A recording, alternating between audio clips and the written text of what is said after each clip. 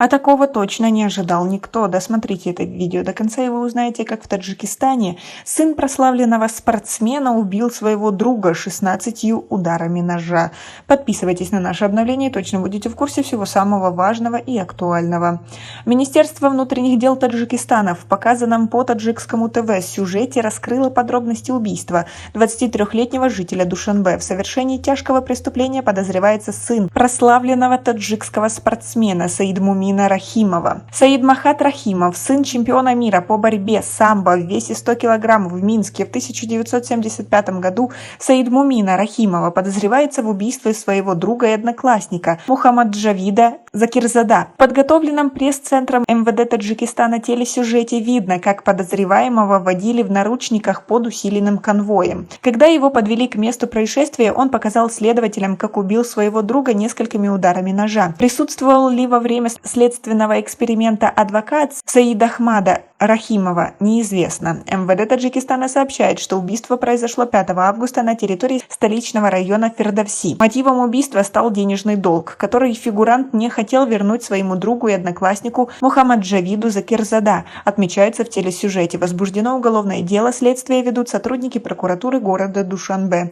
Как вы относитесь к такой ситуации? Свои ответы напишите нам, пожалуйста, в комментарии. Жительница сельского джамаата Чорбок Варзобского района Матлуба Ганиева, мать убитого, подтвердила 16 августа, что Саид Ахмат Рахимов был должен ее сыну 35 тысяч самани. В тот день мой сын должен был вылететь в Турцию, мы с ним попрощались. Я услышала, что он говорил своему другу: если не можешь вернуть деньги, так и скажи. Друг предложил вместе поехать за деньгами к его тестю, но оказывается, он не хотел возвращать долг и поэтому убил моего сына 16 ударами ножа, плачет Матлуба Ганиева. По словам женщины, с момента убийства прошло почти 2 недели. До сих пор никто из близких Саида Ахмада Рахимова к ним не зашел. Прощения у семьи никто не просил. Если бы мой Мухаммаджавид был сыном какого-то высокопоставленного чиновника, о его убийстве целый месяц говорили бы по телевидению. Мой сын уже 12 дней лежит в могиле. Почему к нам до сих пор никто не приходил с извинениями? Возмущается она. Задержанный по подозрению в убийстве Саид Ахмад Рахимов, по словам близких, окончил Академию МВД Таджикистана. Саид Ахмад – добрый и воспитанный человек. Никто не верит, что он совершил убийство, рассказал один из родственников Рахимова. Близкие задержанного утверждают, что Мухаммаджавид не раз угрожал Саид Ахмаду расправой за то, что тот медлил с возвращением долга. Мать Мухаммаджавида Закирзада категорически отвергает это обвинение.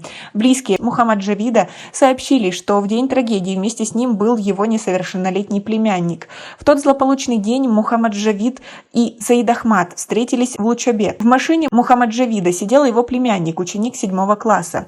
Саид Ахмад предложил высадить подростка, но Мухаммаджавид отказался. Саид Махат сказал, что нужно поехать за деньгами к его тестю, который живет в районе рынка Карвон.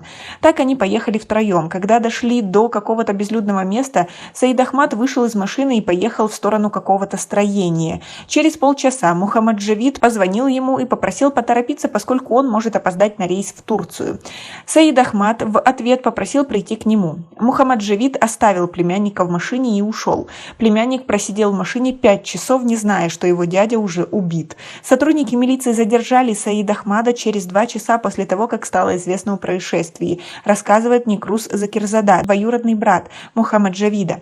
Драки между молодыми людьми, нередко приводящие к поножовщине и убийствам, вызывают серьезную обеспокоенность в таджикском обществе.